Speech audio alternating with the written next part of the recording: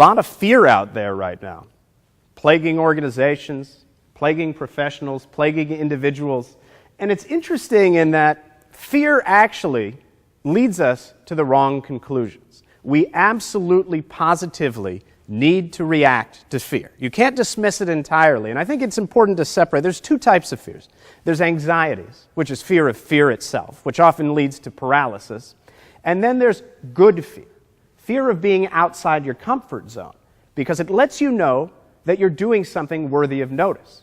The only way to get rid of fear of failure, and this is by far one of the most important and common fears that plagues organizations, is to realize that the only way to get rid of it is by doing nothing worthy of notice.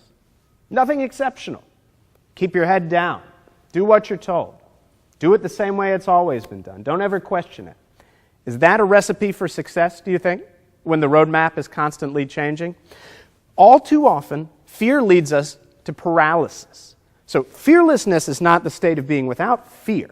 It's understanding the right things to be afraid of and how do we react smartly when we're confronted by them.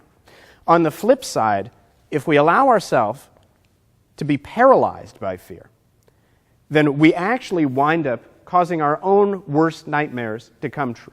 To me, that's a scarier outcome. So if you think about it, we would remain static. When we're confronted by fear and anxiety, oftentimes we freeze up. And as an organization, what do we do when we're not making numbers for the quarter, or when our brands seem to be not as loved as before? We try and do more of the same, okay? We try and become more economical about it, build more widgets faster and cheaper.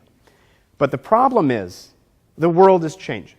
We are essentially remaining static, while processes, markets, competitors, brands, these are all evolving around us. And so if you remain static while the roadmap is shifting, it's the equivalent of putting yourself on cruise control and going headlong into a tree.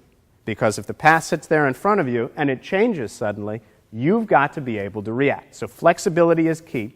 And when it comes to seeing ahead of the curve, seeing the future, we've got to have platforms, processes, and people in place that are already looking 3 to 5 steps ahead, that are already experimenting with new approaches, keeping an eye on new technologies, and understanding that we absolutely must change and evolve.